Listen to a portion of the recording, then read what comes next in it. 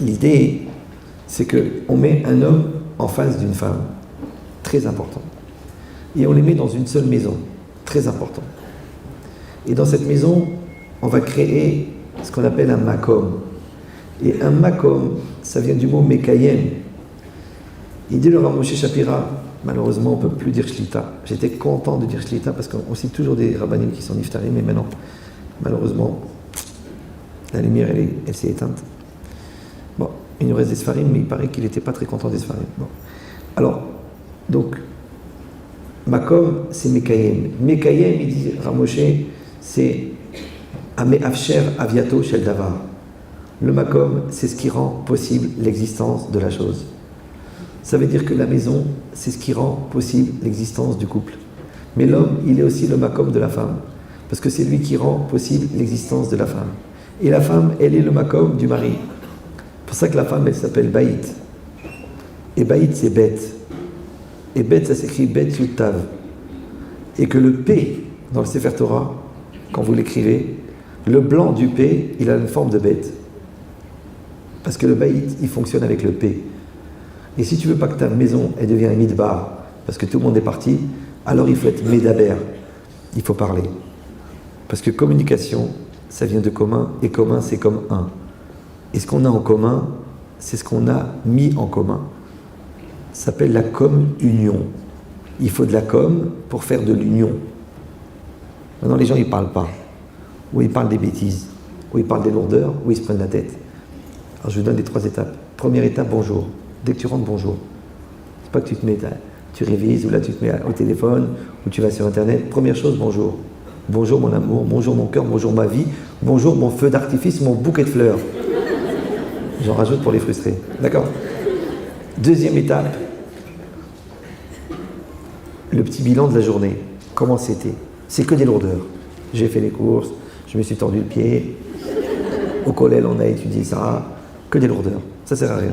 Mais ça sert à une chose, ça sert à prendre la température. Tu entends la voix, tu entends la fatigue, tu entends la conviction, tu entends des fois la dépression, tu entends la simcha, tu entends la pêche, tu entends le ton, pas le mot, le ton.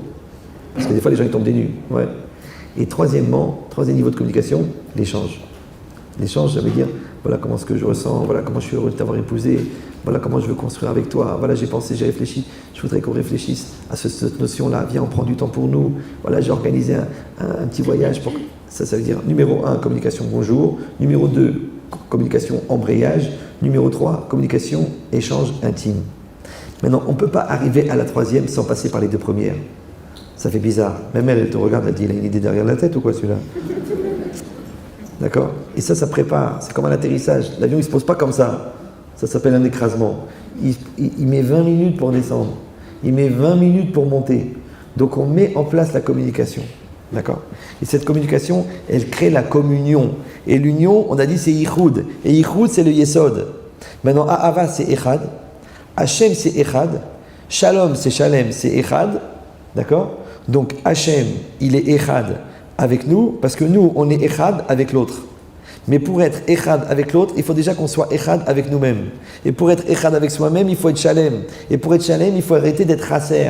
Et le Chasser, c'est le Yetzerara. Donc la Shlita qu'on a sur notre Yetzerara, elle nous permet d'être Shalem avec nous-mêmes et d'être Shalem avec l'autre. Alors, comment ça s'appelle tout ça? Ça s'appelle la Shekhinah. C'est ça la Shekhinah. Les gens croient la Shekhinah. Pas la Shekhinah. La Shekhinah. C'est marqué Zahu Shekhinah Benehem. Oui, ils ont du mérite. La Shekhinah, elle réside entre eux. Mais même là, il y a du moussard. Moi, je ne sais pas lire autrement la Torah que par le moussard. Même quand je fais un contrat ça se fait code, je vais trouver du moussard dedans. Même si je vais faire le char Koufioud sur Sfex Feka, je vais trouver du moussard dedans. C'est une maladie. Chacun, il y en a qui voient des pilpoulim, chacun il voit ce qu'il... Le Baal Shem Tov, il dit on voit ce qu'on doit voir. Donc c'est quoi l'idée? C'est que... Je ne me rappelle plus de ce que je voulais vous dire. Ah oui, Zahu Shekhinah Benehem. Vous savez, c'est marqué que pour la menorah, il faut utiliser Shemen Zaïd Zah. Regardez la Barashi, il explique, c'est quoi Zah? C'est que on a filtré la lie, la chair, et on veut de l'huile pure. Maintenant, Shemen, ça veut dire l'huile. Pourquoi? Parce que Shemen, c'est le fruit de l'olive. Et Shemen, ça veut dire Shemin Zaït, qui vient de l'olive. D'ailleurs, Minatora, c'est le seul fruit avec le raisin sur lequel il y a Srita, parce que le fruit de l'olivier, c'est pas l'olive, c'est l'huile. C'est pour ça que la Gemara dit on aurait dû faire chez un col sur l'huile. Mais on a fait boré péri à péri. Oui. Non, c'est quoi l'idée? C'est que le Shemen, Shemin, qui vient d'eux. Maintenant, quand on prend de l'huile, elle doit être pure. C'est quoi pure? C'est qu'on l'a purifiée, on l'a filtrée. Maintenant, comment on appelle une huile filtrée, une huile pure? On appelle Zar. Maintenant, c'est quoi Zahu Shechina Benehem? Que toi, tu vas donner le meilleur de toi-même à l'autre. Ce qui est Shemen, qui vient de toi. Shemincha, qui vient de toi. Mais Shemen, c'est aussi les mêmes lettres que Neshama avec un He. Et ça passe par la Neshima. Parce que la Neshima, elle prouve que tu es en vie. Puisque la vie, elle vient par le souffle et elle part par le souffle. Et tant que tu respires, c'est que tu es vivant. Mais la Neshima, elle permet aussi la parole. Et la parole, c'est le rapport des deux Neshimot. Ma mère, elle me raconte que quand ils ont appris les halachot Nida là-bas en Algérie, ils avaient une halacha bizarre qu'une femme, quand elle est pendant les 7 jours, elle ne doit pas sentir l'air de son mari, le hevelpé. Que ça peut amener, betor chiba, ça peut amener du dam. Il n'y a pas cette halacha dans le Shulchan Aruch. Mais ils avaient des minagim incroyables. Oui, incroyables. Ça veut dire que le hevelpé, le souffle qui sort de la bouche, en vérité, il représente la neshima. Alors moi j'ai réfléchi, c'est un truc idiot. Hein. Pourquoi on s'embrasse sur la bouche? Pourquoi on ne s'embrasse pas sur les oreilles ou là, comme les Esquimaux sur le nez? Pourquoi la bouche? Parce que la bouche c'est le mélange des souffles. Et la souffle c'est le mélange des neshamot. Et à Ratson on vient à neshama. Et à Ava on a dit c'est Shaviut et Retzonot. Donc la représentativité physique de la fusion des volontés, c'est la fusion des souffles. Ça va.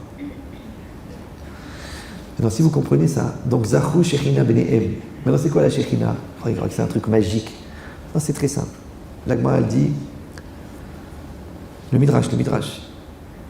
Il dit Gadol Hashalom, Sheshmo Shel HaKadosh Baruch Hu Shalom. Le Midrash sur Birkat Kohanim, là-bas, dans Kitissa. Très très beau Midrash. Et toutes les notions du Shalom, vous les analysez une par une, vous les décortiquez, c'est énorme. Et encore une fois, il faut avoir le temps, c'est pas évident. Et comme disait l'autre, il faut prendre le temps. Alors, il dit là-bas, Gadol HaShalom, Sheshmo Shel HaKadosh Baruch Hu Shalom.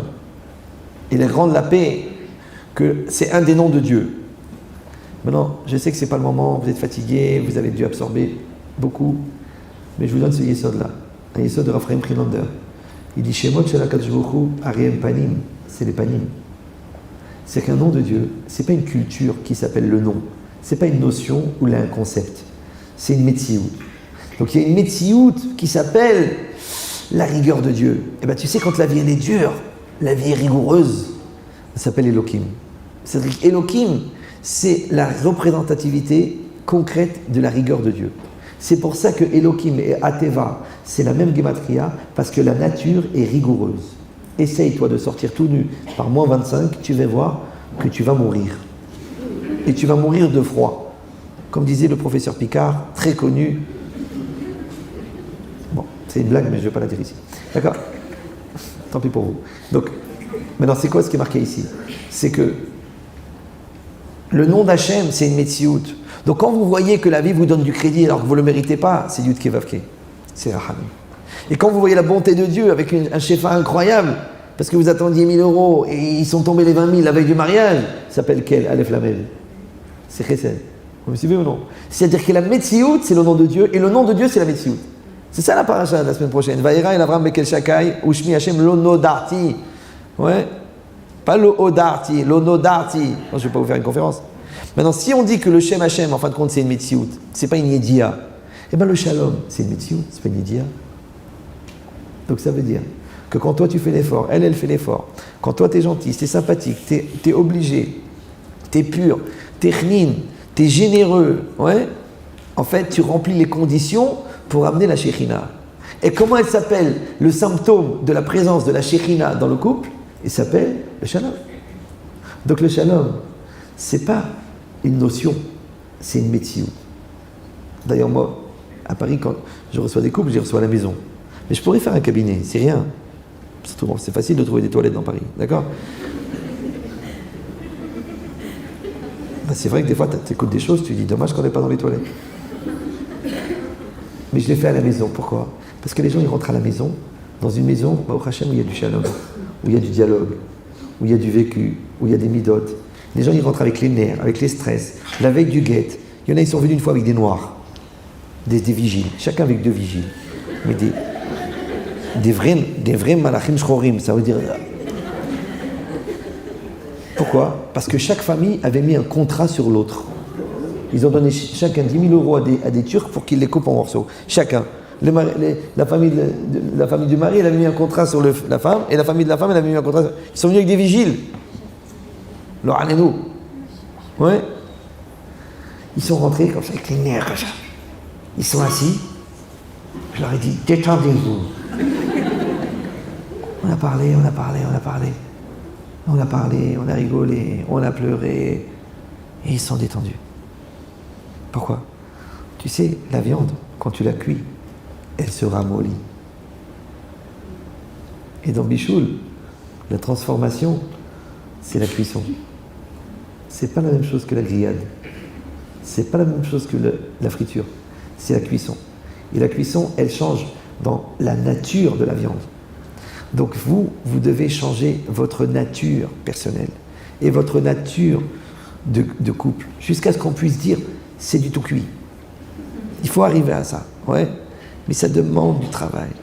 Des fois, avec ma femme, on voit des couples qui se prennent la tête. On dit, oh Hachem, on a fait du chemin.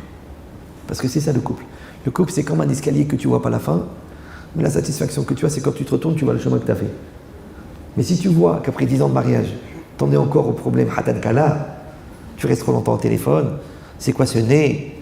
Ta mère, elle m'a pas dit Shabbat Shalom. Alors je vous rappelle Halacha, celui qui va à la guerre, oui, s'il est Hatan, il ne va pas à la guerre. C'est Shana Rishona. Pourquoi? Parce qu'il a déjà la guerre à la maison. Pourquoi tu veux qu'il aille à la guerre? Non, c'est pas grave Shana Rishona, c'est normal. Ce qui est grave, c'est quand au bout de 15 ans, tu es encore dans la Shana Rishona. Et vous savez comment est-ce qu'on reconnaît la Shana Rishona? C'est qu'il n'y a pas de solidarité. C'est toi contre toi contre moi. Mon égo, ton égo, mon fric, ton fric, mon corps, ton corps. Donc le ikhud, c'est la solidarité. Par contre, si nous avons des soucis avec ton caractère, ou nous avons des soucis avec ma mère, nous avons des soucis avec l'argent. Donc si on gère en couple, on n'a pas de problème de couple. Ouais. Mais le problème, c'est que pour gérer en couple, il faut d'abord fabriquer le couple. Donc le serpent se mord la queue. Parce que le temps que tu passes à fabriquer le couple, tu développes ton ego. Et comme tu développes ton ego, tu détruis ton couple. Alors ça ne se termine jamais. Donc il faut oublier l'ego. Alors Hachem, qu'est-ce qu'il a fait? Il a fait que l'homme est redevable à la femme, parce que la femme, elle accouche. Qu'est-ce que tu vas lui faire? Ouais. Et la femme, elle est redevable au mari. Parce que le mari, il se casse la tête pour son lavaba, ou il se casse la tête pour son bien-être physique en travaillant toute la journée. Donc celui qui voit la karatatov, celui qui voit le bien, j'ai dit celui qui est occupé à dire merci, il ne voit pas de défaut. Donc il y a 2 manières de faire Messirut Nefesh. Soit tu prends une batte de baseball et tu te tapes sur la tête, soit tu vois le bien de l'autre. Et en voyant le bien de l'autre, naturellement tu t'oublies. Ça va? Voilà. Donc ça veut dire que la karatatov, elle enlève l'orgueil. La karatatov, elle enlève l'égoïsme. Et la karatatov surtout, elle enlève la contrainte de l'obligation d'être gentil. Parce que ça ne coûte rien d'être gentil avec quelqu'un qui t'a fait du bien. Donc si tu as du mal à rendre le bien qu'on t'a fait, c'est pas parce que tu n'as pas reçu de bien, c'est parce que tu ne sais pas le reconnaître. Étant donné qu'on ne peut rien refuser à ses parents par Akaratatov, et si tu vas me dire c'est pas toujours évident, alors réfléchissez bien que les exemples de Kibud Avahem les plus forts que la Gemara elle amène dans Kiddushin Daf Lamed Aleph, c'est des exemples de Goy. Qu'un Goy, il avait le diamant du Beth Amikdash, et qu'un Goy, il avait la paradouma. Et le marcha, il demande pourquoi on amène des exemples de Goy? On ne peut pas amener des Juifs qui ont fait Kibud Avahem. Qu'est-ce qu'il répond le marcha? Non? Il faut travailler un peu les gars. Là. Ça y est, Bassar Vechanam, c'est bon. Donc, il dit le marcha, il dit pourquoi? Parce que Kibud Avahem, c'est fondé sur Akaratatov. Et Akaratatov, c'est pas de la chorma. Enfin, c'est du bon sens. Il dit, et même le goy, il peut avoir du bon sens. Ça veut dire que celui qui ne ressent pas la Karatatov, il a moins de bon sens qu'un goy, d'après le marcha. Donc, Kiddushin. Donc ça veut dire un botaï. Je vous donne le secret, et c'est le dernier secret que je vous donne, c'est que celui qui développe la Hakarat, la vie elle est facile. Mais celui qui développe l'exigence, la vie elle est aigre. Ta vie elle devient aigre, ça s'appelle une vinaigre. C'est pour ça qu'ils adorent les cornichons. Aigre doux. Donc c'est le contraire. Toi tu développes cet Hakarat, tu dis merci, tu dis merci, tu dis merci, tu dis merci, tu dis merci, tu dis merci, tu dis merci, tu dis merci, et quand tu as fini et qu'il te montre une idée tordue, tu dis merci, tu dis merci, tu dis merci, tu dis merci, tu dis merci, et tu verras que tout va bien se passer. Chazak Baruch.